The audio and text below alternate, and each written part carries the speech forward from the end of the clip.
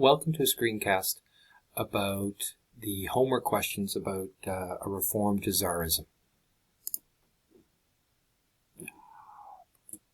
Welcome to a screencast about the reforms relating to Tsarism, and in particular the Duma.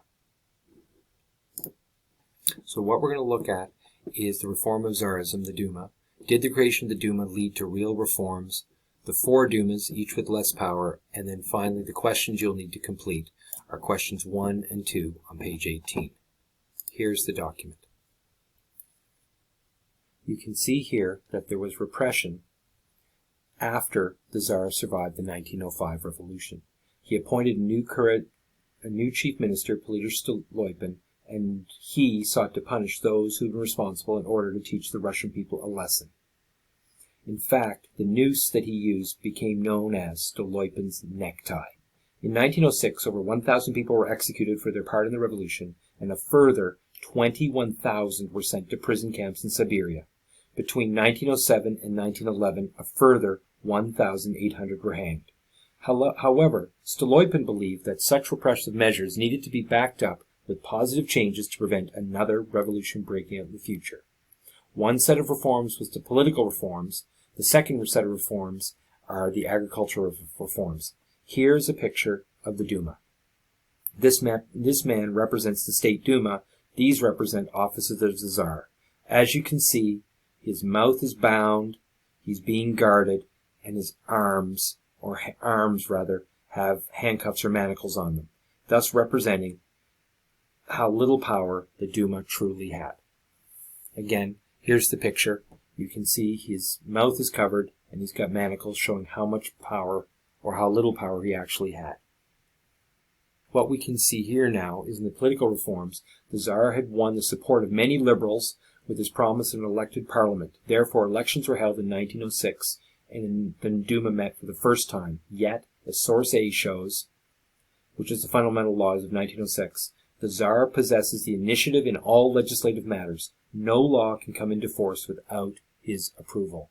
That meant that no matter what the Duma wanted, they were not in control of the country.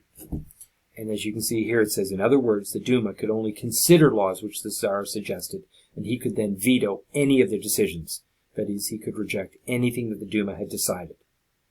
In source B here, we can see what Nicholas II said in 1908, having survived the 1905 revolution. I have created the Duma not to instruct me, but to advise me. Given this attitude that we see in source B, it's hardly surprising that Nicholas quickly ended the Dumas of 1906 and 1907 when they did not follow his will or what he wanted to have happen. However, the Tsar needed a Duma, not simply to try and keep the liberals happy. He had now formed an alliance with Britain and France, and these two countries preferred Russia to have an elected parliament, just as they had. That alliance, of course, you know, is the Triple Entente. Therefore, the Third Duma met. This time, Stolypin changed the rules for voting so that most peasants and industrial workers could not vote. This produced a Duma made up mainly of people who supported the Tsar. As a result, it lasted for 5 years, from 1907 until 1914. Here we can see a speech given by Guchchov. The attempt made by the Russian people to bring about a peaceful, painless transition from an old condemned system to a new order has failed. And then finally, the questions that you'll need to do as homework are the 2 that are down here. 1. Source D shows a Russian view of the Duma in 1906. That's the cartoon. What does the man who is gagged and chained represent? Who do the other 2 men represent? Number 2, why do you think that Guchchov, source C, regarded the Duma as a failure? And please try and be specific in what failures there were there and what things the Russian people may have expected. That ends the screencast.